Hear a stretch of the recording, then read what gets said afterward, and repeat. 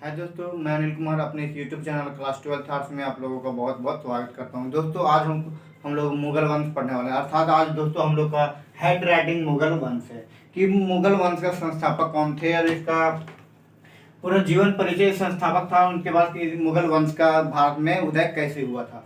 चलिए दोस्तों आज हम लोग फटाफट अपने टॉपिक को आगे बढ़ाते हैं। लेकिन हाँ दोस्तों, मैं आप लोगों से एक बार कहना चाहूँगा कि अगर आप इस चैनल पर फर्स्ट बार आए हुए हैं तो चैनल को सब्सक्राइब कर लीजिएगा, ताकि मेरे हर वीडियो की नोटिफिकेशन दोस्तों सबसे पहले आप तक पहुँचेगी। और हाँ दोस्तों, अगर आप लोग क्लास 12 आर्ट्स की अगर क्लास 12 में पढ़ रहे हैं, अगर आर्ट्स लेकर के पढ़ रहे हैं, तो दोस्तों इस वीडियो को शुरू से अंत तक जरूर से जरूर देखें, क्योंकि दोस्तों आज हम लोग मुगल वंश को पढ़ने वाले हैं, जिसमें से मुगल वंश से रिलेटेड दोस्तों आप लोगों को प्रत्येक एग्जाम में क्वेश्चन पूछा जाता है। ठीक है, आप लोगों को हिस्ट्री में कंफर्म है कि मुगल वंश से क्वेश्चन पूछा जाता है। और दोस्तों अगर उस क्वेश्चन को कंप्लीट करना चाहते हैं और उसको कंप्लीट करने के पता अगर पूरा अच्छी तरह से नंबर लाना चाहते हैं तो इस वीडियो को शुरू से अंत तक जरूर से जरूर देखेगा। दोस्तों हम लोग मुगल वंश से रिलेटेड कम से कम 2 से 3 वीडियो हम लोग पढ़ेंगे। ठीक है, मुगल वंश से कम 2 से 3 वीडियो पढ़ेंगे, जिसमें से आज हम लोग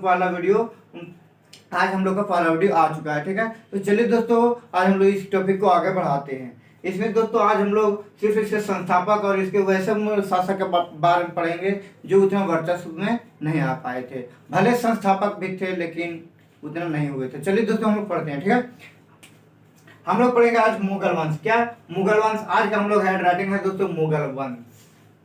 मुगल वंश है दोस्तों, इसके संस्थापक बाबर थे। इसके संस्थापक कौन थे? इनके संस्थापक बाबर थे। इनका पूरा नाम दोस्तों, इनका पूरा नाम जहीरुद्दीन मोहम्मद बाबर है। इनका बाबर का पूरा नाम जहीरुद्दीन मोहम्मद बाबर है। इनका पिता का नाम उमर शेख मिर्जा। इनका पिता का नाम क्या? उमर शेख मिर्जा है। जो दोस्तों ये उमर शेख मिर्जा अर्थात बाबर के पिता है, तो एक छोटी सी क्षेत्र का फरगाना नामक क्षेत्र का वो शासक थे। क्या? एक फरगाना नामक क्षेत्र का शासक थे। और इसी फरगाना में बाबर की जन्म हुआ था। कब? तो 1984 भी नहीं होगा,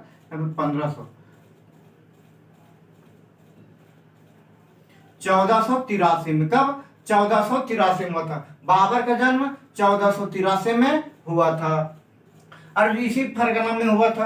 अब हम लोग जानेंगे कि दोस्तों ये फरगना है, तो ये फरगना तो कहाँ पे? फरगना दोस्तों अफगानिस्तान में पड़ता है। ठीक है, अब फरगना अफगानिस्तान में पड़ता है। उसी फरगना का एक छोटा सा क्षेत्र है, उसी में ऐसे उमर शेख मिर्जा शासक थे। भले दोस्तों उमर शेख मिर्जा भारत में आकर के बहुत बार आक्रमण कर चुके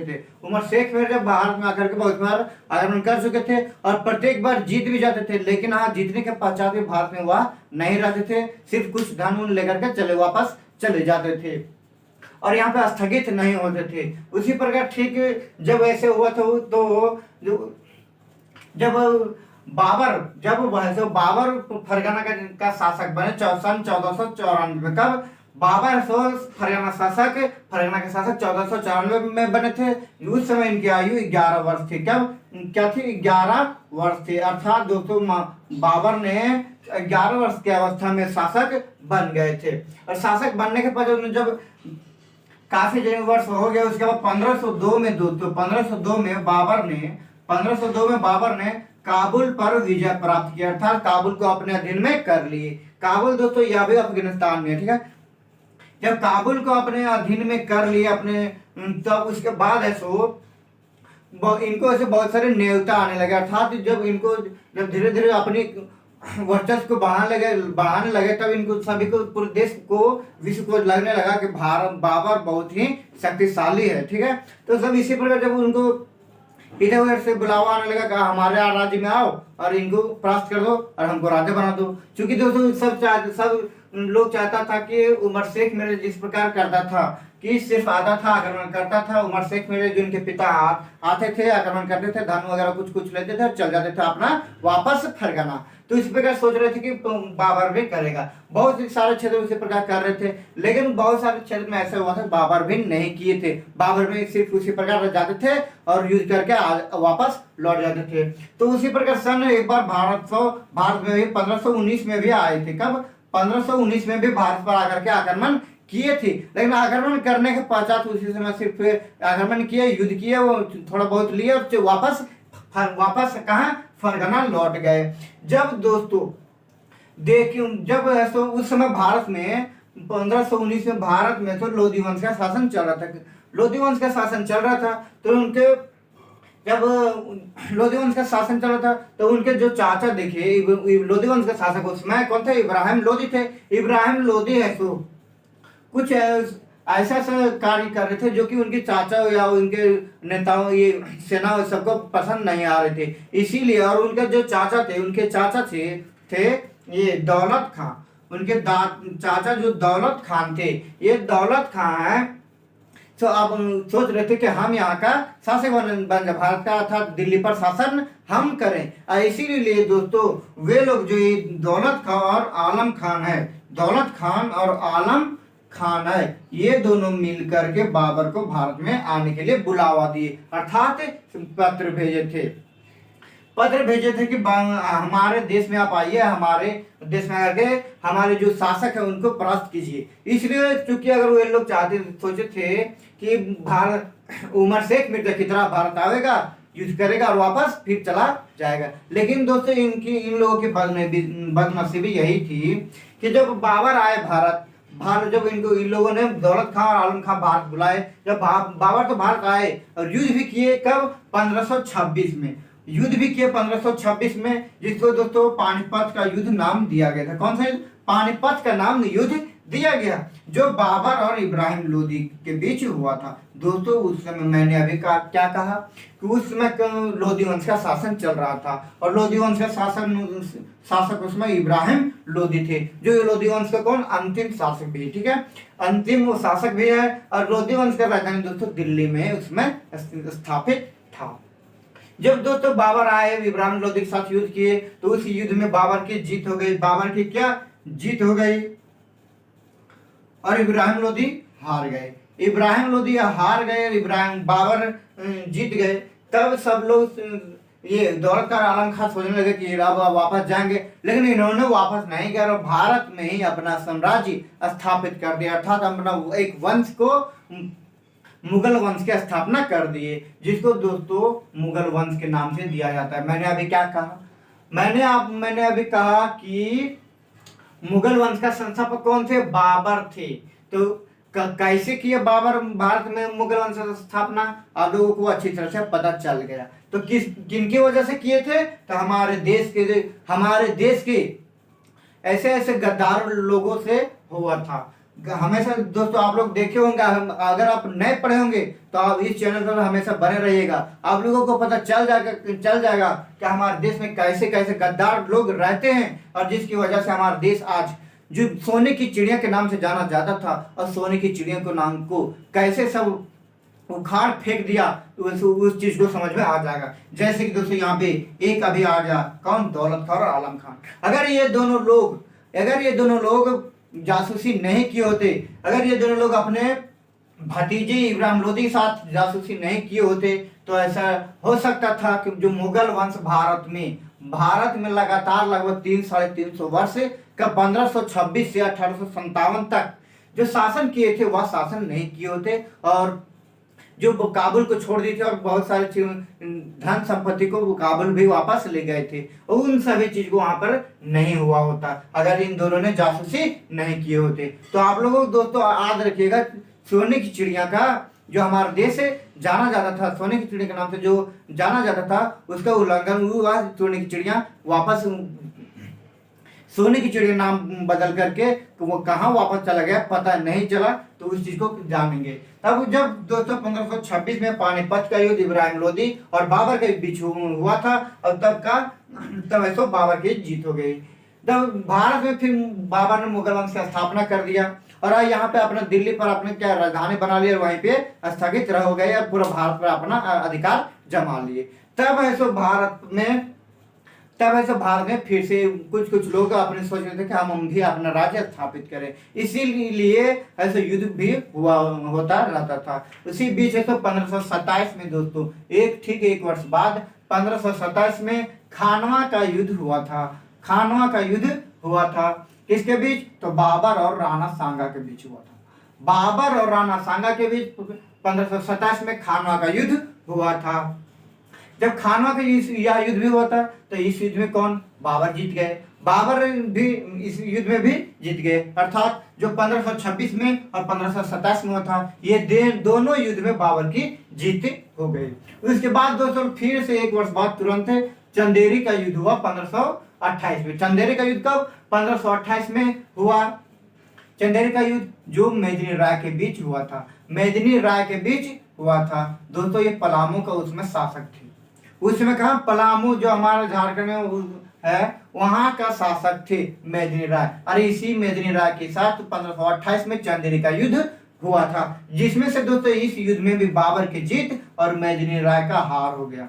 मेदिनी राय का हार हो गया, बाबर की जीत हो गई थी। लगातार दोस्तों 1526, 27, 28 में बाबर हम लोग पढ़ चुके हैं कि क्या बाबर जीत गया था। उसके बाद एक और युद्ध लड़ा गया दोस्तों 1529 में, जिसको घाघरा का युद्ध कहा जाता है। कौन सा युद्ध, घाघरा का युद्ध कहा जाता है, जो अंग्रेजों के बीच लड़ा गया था। घाघरा का युद्ध अंग्रेजों के अफगानों के साथ लड़ा गया था। और इस युद्ध में भी ऐसा अफगान हार गए थे और बाबर जीत गया था, बाबर जीत गया था।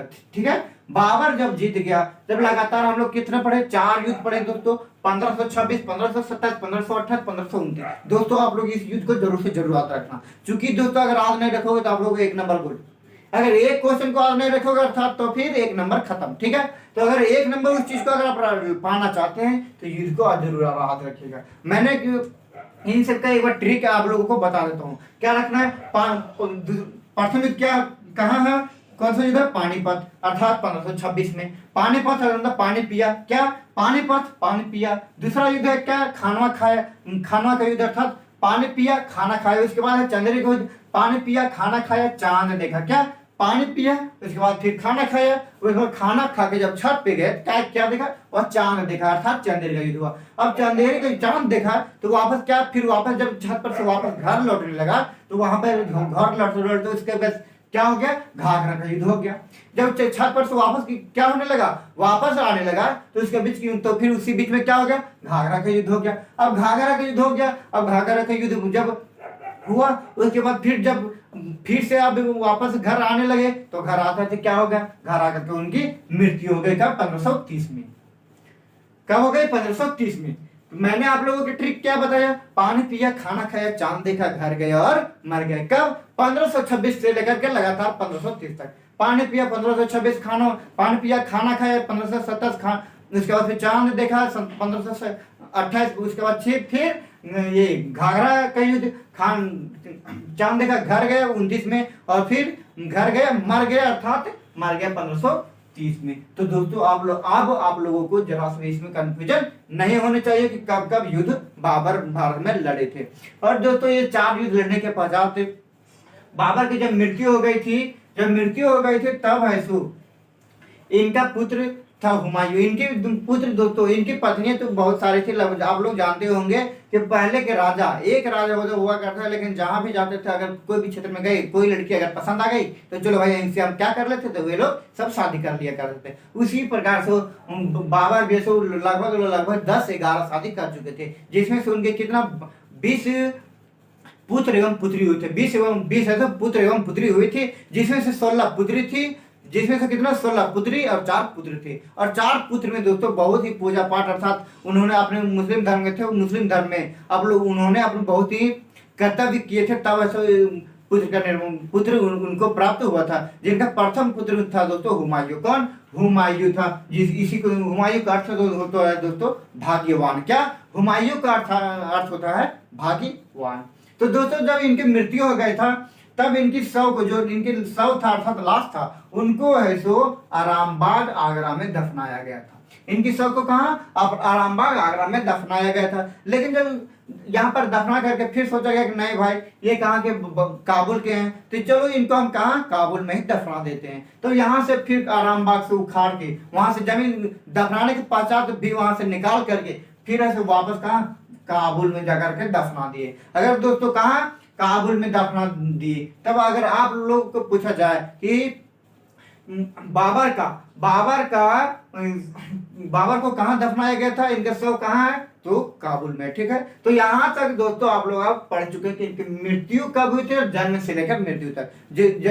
दोस्तों मैं आप लोगों को इसमें से अगर एक भी क्वेश्चन अगर आप छोड़ते हैं तो आप लोग एक नंबर का चल जाता है, ठीक है। आप लोग अच्छी तरह से पढ़ लीजिएगा। तो चलिए दोस्तों एक बार हम लोग इसका उपाधि के बारे में पढ़ते हैं, जो आप लोग ऑब्जेक्टिव क्वेश्चन में पूछेगा, ठीक है। उपाधि पढ़ते हैं कि जब दोस्तों मैंने क्या बताया था, 1502 में काबुल पर विजय प्राप्त किए थे, और उसके बाद 1507 जब हुआ था, 1507 में इन्होंने बादशाह की उपाधि धारण किए थे। कौन सा?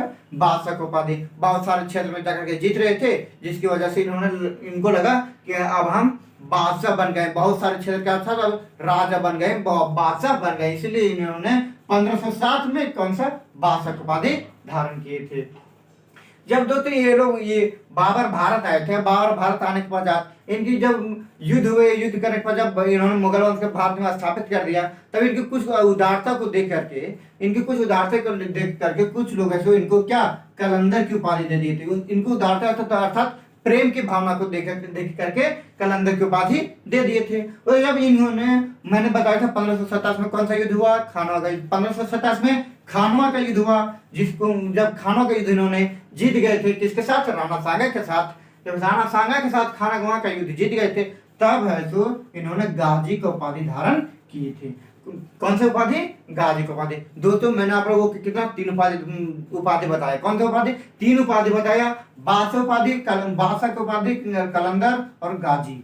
जो दोस्तों 1507 में और एक उदारता के लिए और एक और से 1527 के में जब युद्ध में जीत गए थे, तब ऐसे गाजी की उपाधि धारण किए थे। अब यहाँ तक आप लोगों को जरा सा भी प्रॉब्लम अब नहीं होनी चाहिए। और हाँ दोस्तों, अगर अभी भी अगर कहीं भी आप लोगों को परेशानी होती है तो कमेंट करके जरूर से जरूर बताइएगा, ठीक है। और हाँ दोस्तों, अगर ये वीडियो आप लोगों को अच्छी लग रही है तो अपने दोस्तों तक बहुत से बहुत शेयर कीजिए दोस्तों, ताकि आप लोगों का दोस्त भी आप लोगों के साथ साथ इस प्रकार की अच्छी तरह से इसी प्रकार से अच्छी पूरे पढ़ सके और अपने एग्जाम में क्वालिफाई कर सके। उसके बाद क्या हुआ था, जब दोस्तों बाबर की मृत्यु हुआ, उसके बाद जब दफना दिया गया तो उनकी पुत्र कौन? हुमायूं शासक बना था। हुमायूं शासक बना था और इनके पत्नी का नाम क्या था? हमीदा बानो। हुमायूं के पत्नी का नाम हमीदा बानो था। हमीदा बानो था। अब दोस्तों जब हुमायूं शासक बन गए 1530 में, तो इन्होंने से आराम से धीरे धीरे अपना शासन व्यवस्था चला रहे थे, अपना शासन व्यवस्था चला रहे थे। लेकिन दोस्तों इसमें कहा जाए कि इनको हुमायूं में वैसा कोई ऐसा योग्यता नहीं थी शासक बनने की। क्या? हुमायूं में ऐसा कोई भी योग्यता नहीं थे शासक बनने की, क्योंकि ये सिर्फ संगीत में लीन रहा करते थे। कभी भी अपने राज पर ध्यान नहीं देते थे कि कैसे हमको अपने राज्य को चलाना है या नहीं चलाना है। सिर्फ संगीत ही गांजा भांग पीते थे और ऐसे ऐसे फिर संगीत में लीन रहा करते थे। बस स्त्रियों को नचाते रहते थे, स्त्रियों के साथ मजे लेते रहते थे। तो उसी प्रकार से इन्होंने अपने किसी प्रकार से अपना राज्य को संभाल रहे थे। लेकिन उसी बीच क्या हुआ था, 1539 में 1539 में एक शासक आ गया जिसका नाम शेरशाह था। काम शेरशाह। इन्होंने 1539 में हुमायूं के साथ शेरशाह ने 1539 में चौसा का युद्ध लड़ गए। चौसा का युद्ध कब? 1539 में हुमायूं और शेरशाह के बीच हुआ था, जिसमें से दोस्तों हुमायूं की हार हो गई। हुमायूं की हार हो गई। अब दोस्तों मैंने अभी क्या बताया, हुमायूं का कोई भी वैसा योग्यता शासक बनने के लायक नहीं था।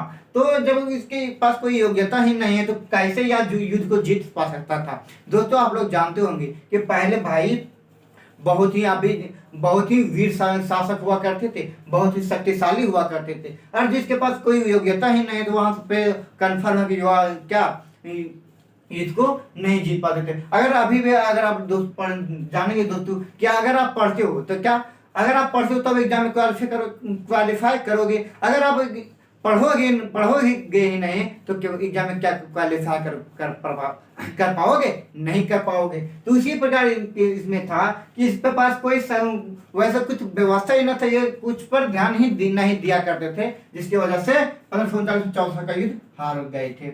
अब चौसा का युद्ध हार गए थे तो ठीक उसी प्रकार फिर से एक बार 1540 में कनौज का युद्ध हो गया। कनौज का युद्ध हो गया किसके बीच? तो शेरशाह के बीच में। शेरशाह के बीच में हुआ यह युद्ध ऐसा भयानक हुआ दोस्तों, इसमें हुमायूं पूरा क्या हो गया? घायल हो गया। हुमायूं घायल हो गया। ये कनौज का युद्ध हुआ था। और यह कनौज कहाँ पे है? कनौज दोस्तों इसी कनौज के यही मैदान ग्राउंड के बगल में, मैदान के बगल में एक नदी था जिसका नाम घाघरा था। और उसी घाघरा में जब घायल हो गए थे हुमायूं, तो उसी घाघरा नदी में इसको फेंक दिए थे। शेर शाह ने हुमायूं को घाघरा नदी में फेंक दिए थे। तब ऐसे फेंक दिए थे, तब इन्होंने जब बहुत दूर बातें चले गए थे, तब इनको ऐसे होश आया था। जब होश आया तब इन्होंने वापस फिर कहाँ चले गए थे? वापस फिर से यह भारत को छोड़ करके वापस अफगान चले गए। अफगान में लगातार लगभग 15 वर्ष तक वहीं पर बिताए इन्होंने, 15 वर्ष तक वहीं पे बिताए। और जिसमें दोस्तों यह 1540 जो हुआ था ना, 1540 में कनौज का युद्ध हुआ था, उस समय अकबर अपनी माता के गर्भ में अर्थात हमीदा बानो के गर्भ में थे। अब हमीदा बानो के गर्भ में थे। जब 1540 में इन्होंने जब हार गए, तो वापस हारने के पश्चात जब अफगान चले गए, तो बहुत से वर्ष तक दूसरे अफगान में रहने लगे। अफगान में रहते रहते उन्होंने बहुत ही प्रैक्टिस की युद्ध करने की, और युद्ध करने के साथ साथ वहां के शासक की मदद से फिर भारत कब 1955 में आ गए। हाँ सॉरी दोस्तों, 1955 नहीं, 1555 में फिर से वापस भारत आ गए। अब भारत आने के पश्चात शेर शाह के बेटा के साथ फिर से जब इनके युद्ध हो गया, तो शेर शाह का बेटा हार गया और हुमायूं से जीत गया। क्या 1555 में शेर शाह का बेटा हार गया और शेर शाह ये हुमायूं जीत गया, जिससे दोस्तों फिर से 1555 में मुगल वंश की स्थापना हो गई। कब मुगल वंश की स्थापना दोस्तों कितने बार हो गया? तो 2 बार हो गया। कब कब? एक बार 1526 में, एक बार कब? 1526 में, और एक बार फिर 1555 में। 1526 से 1540 तक चला था। उसके बाद फिर से कब? जब 1540 में खत्म हो गया, तो उसी बीच 1555 में फिर से मुगल वंश का स्थापना हो गया था, जिसके संस्थापक कौन कहलाए? हुमायूं। जिसके संस्थापक हुमायूं कहलाए। अरे हुमायूं कहलाने के बाद जब ये 1555 में अपनी शासन व्यवस्था फिर से स्थापित कर लिए, तब एक वर्ष बाद अर्थात 1556 में इन्होंने दिल्ली में जब सीढ़ियां चढ़ रहे थे, तो सीढ़ियां चढ़ते चढ़ते इनके पैर फिसल गया, जिसकी वजह से हुमायूं की फिर से मृत्यु हो गई। तब क्या होगा? 1556 में पैर फिसल गया, तब इनकी मृत्यु हो गई। तो दोस्तों जब इनकी मृत्यु हो गई, तब अब शासक कौन बनेगा? शासक दोस्तों अब अकबर बनेगा। कैसे? जब मैंने अभी क्या बताया था, 1540 में ही अपने माता के गर्भ में कौन? अकबर था। अब इनके माता का नाम क्या था? हमीदा बानो। अपने माता के गर्भ में था। तो 1555 में दोस्तों 1555 में इनकी आयु 14 वर्ष की हो चुकी थी। कितना? 14 वर्ष की हो चुकी थी। भले ये बालक थे, लेकिन उसी समय 14 वर्ष में ही इनको शासक बनाया गया। जिस प्रकार बाबर 11 वर्ष की अवस्था में शासक बने थे, ठीक उसी प्रकार अकबर 14 वर्ष की अवस्था में शासक बने थे। अब 1556 से लगातार इधर अब क्या मुगल वंश 1857 तक ही चलता गया।